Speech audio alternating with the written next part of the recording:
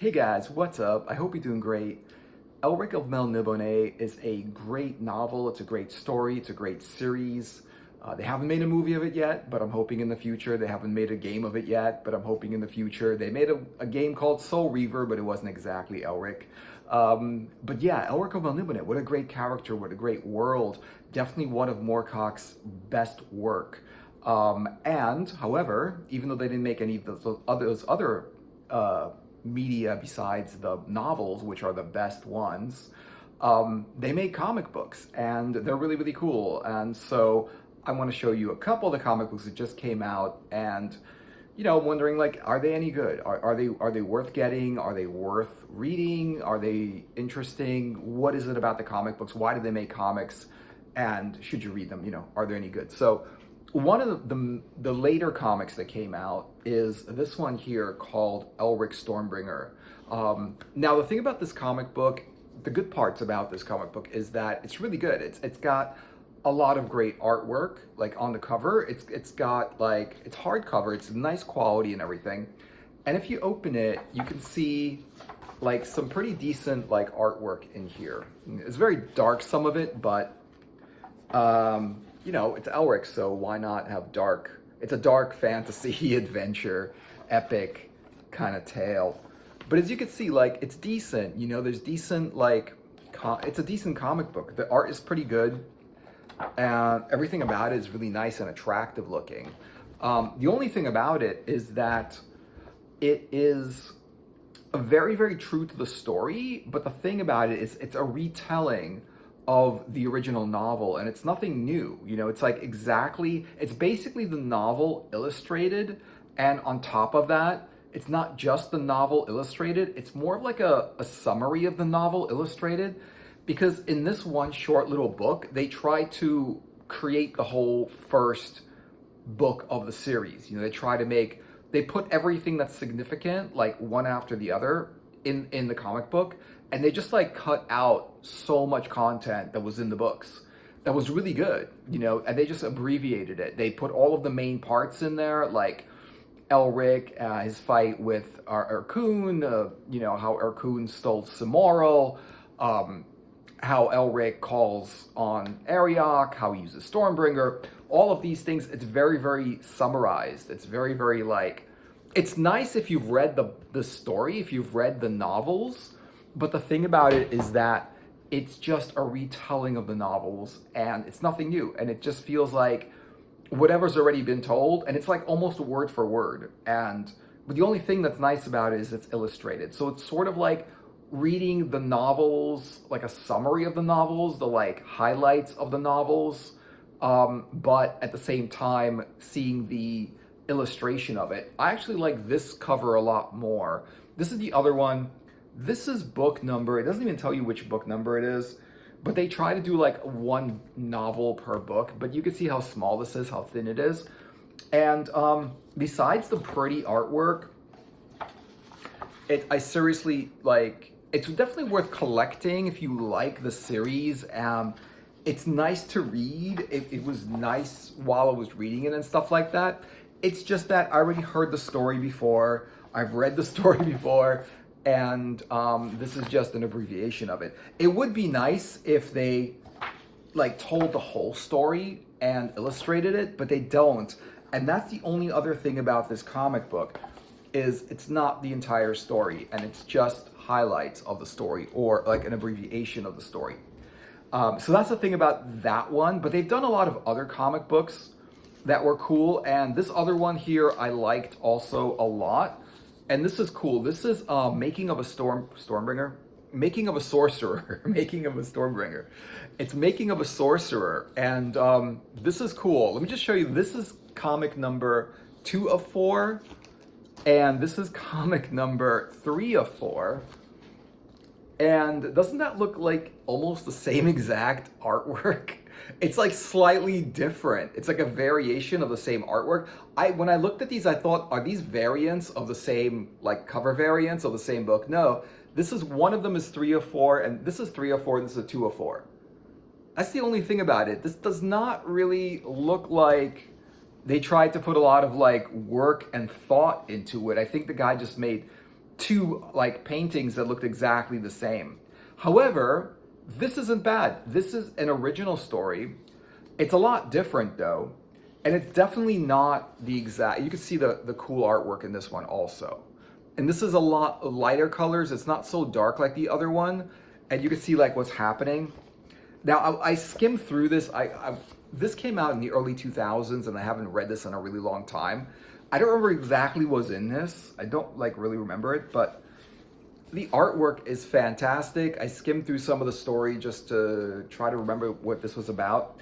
And basically it's like, it's interesting because a lot of it has to do with the stuff that was in the books, you know. It's Elric talking to Arioch, getting favors from him, talking to the sea elementals and King, what's his name?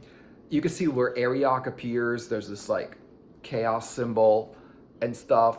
Artwork is fantastic. I actually like this artwork a lot. It's definitely different. I like it a lot more than the artwork in the Ruby Throne or in the Stormbringer, the first two comics, because I feel like it's just original and I feel like there's a lot of action in it, where the other one's like just pretty pictures. This one's got a lot of cool action in it.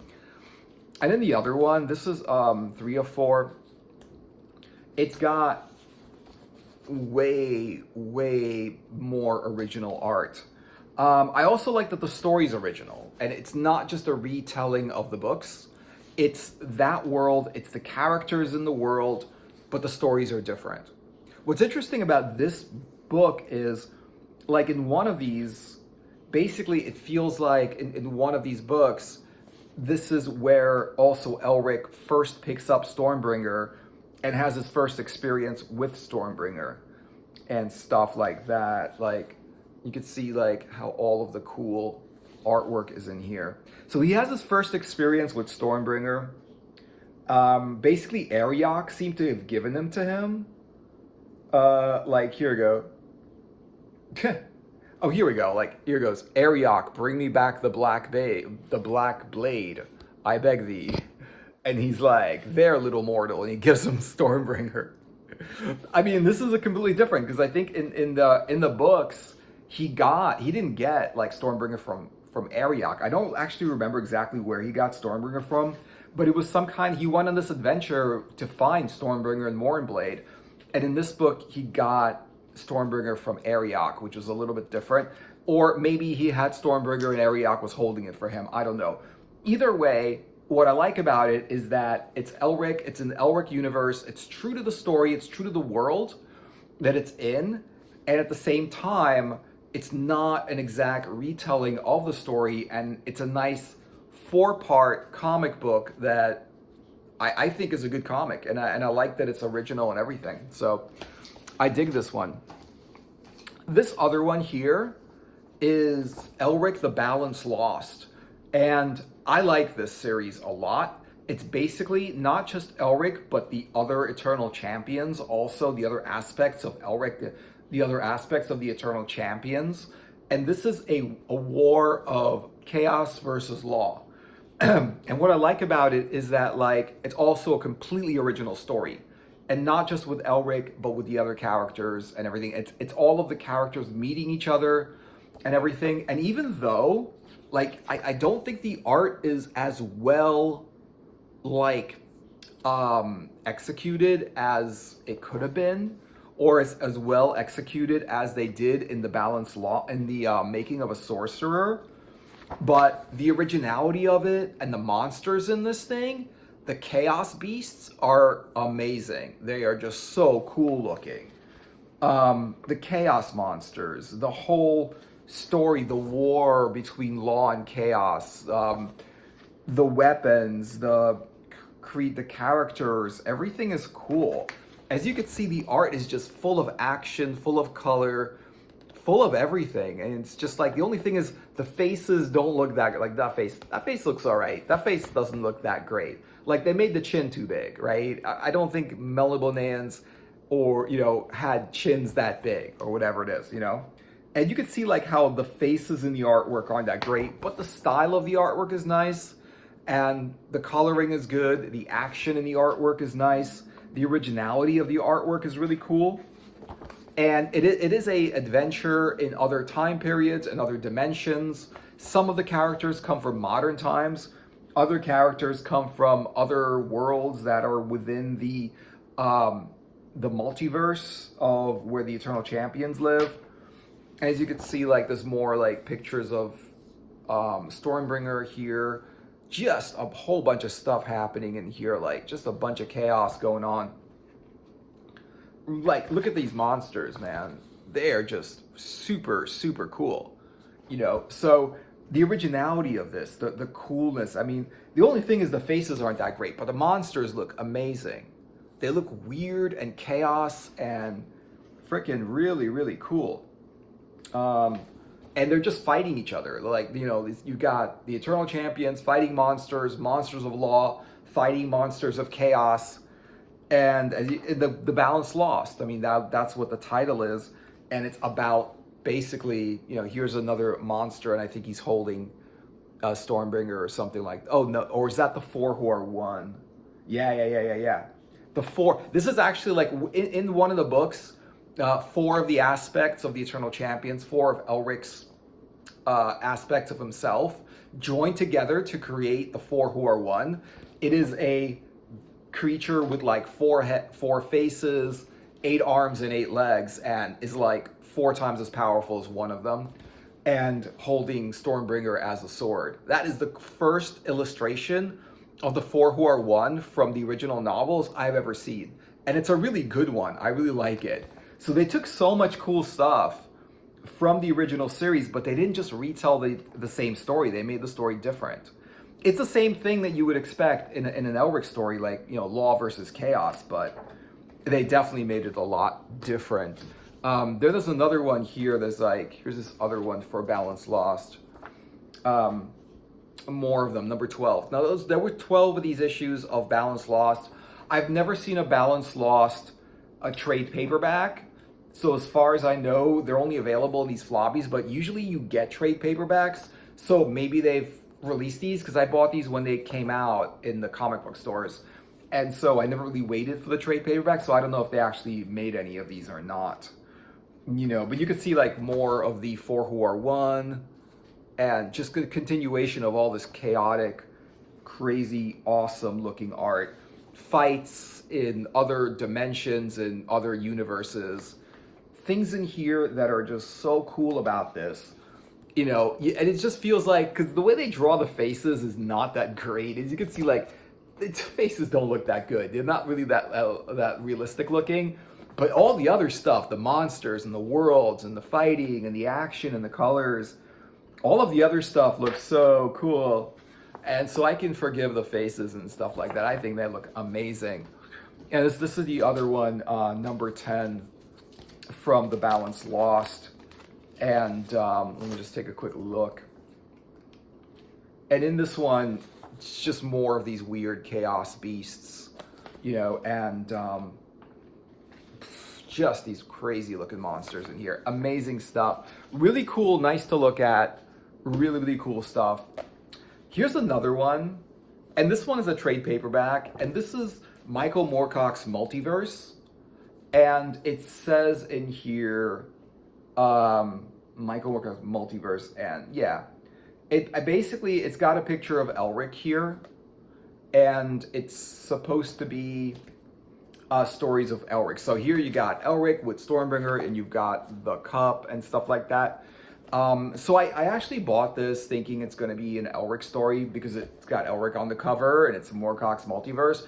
But it really is Moorcock's Multiverse. And it's got an Elric story in here, but it's a weird Elric story where like Elric is he has an Arabian adventure in this thing, which is kind of weird. And the thing is about it is that he's not in Melnibone, he's not in the original like environment that he's supposed to be in.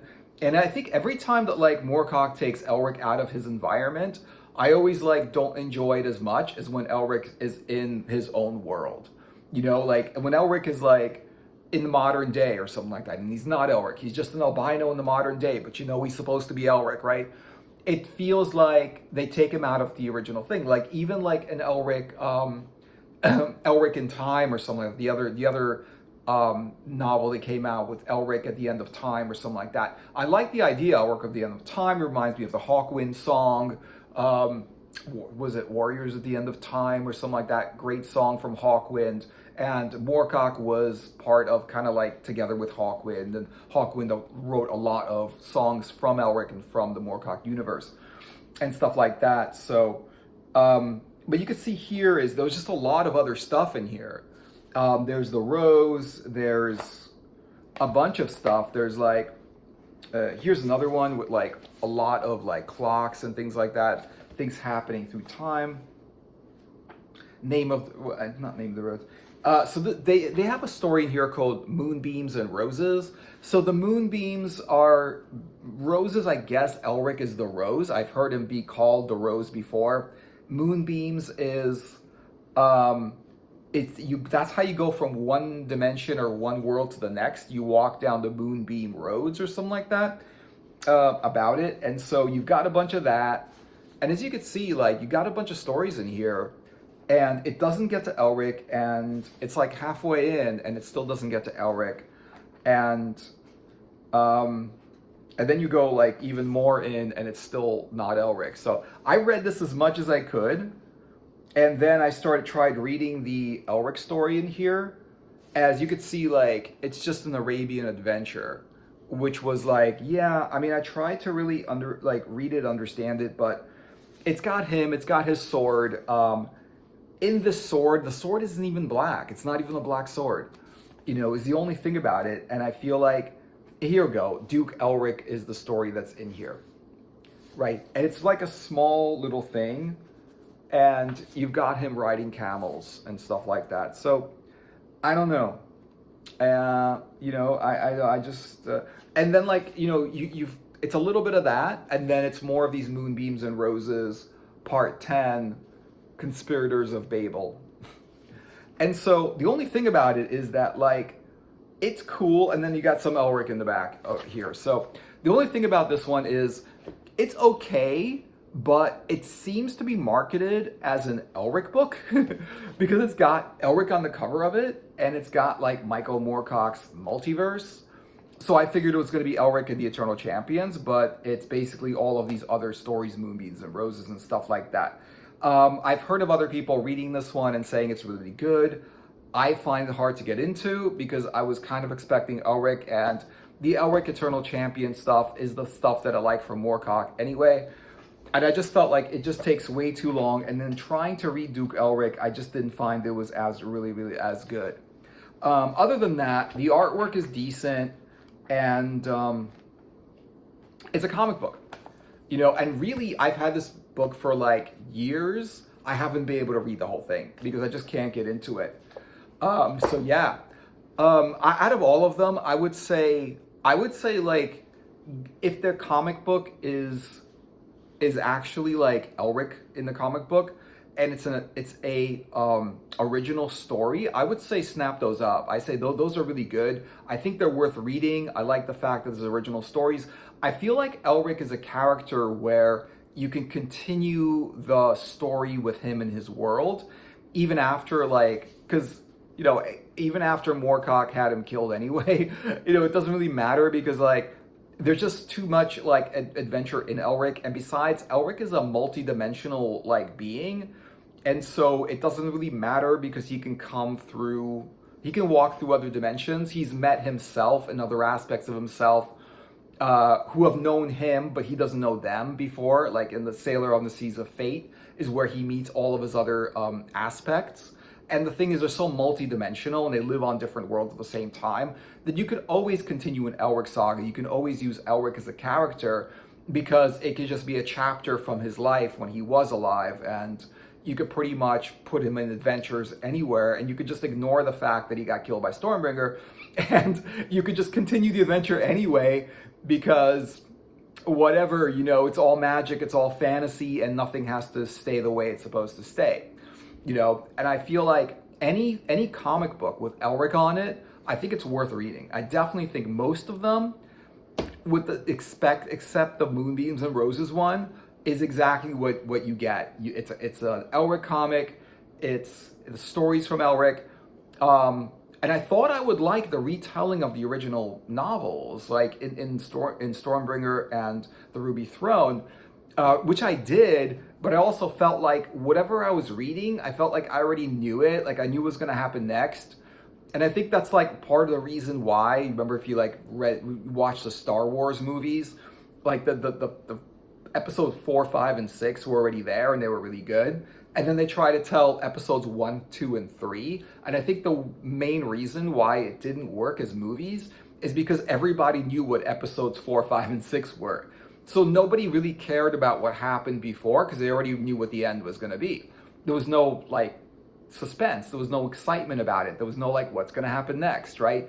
And I felt like even though that in those comics that they were illustrated and they were nice to look at, I felt like the fact that they were just abbreviated and they just left a lot of stuff out and they only put like the main parts together, and at the same time they only told what was already told in the books, it was a little bit redundant and it's already been done. Because if you think about it, like who are they for, right? They're for the Elric fans. They're for the fans of the story, of the novels. People that are not Elric fans might pick up that book and really not understand it, pick up the comic book and not understand it because it's an abbreviation of the story. So it's not gonna like appeal to them like the novels would appeal to them because they're just like not full on novels.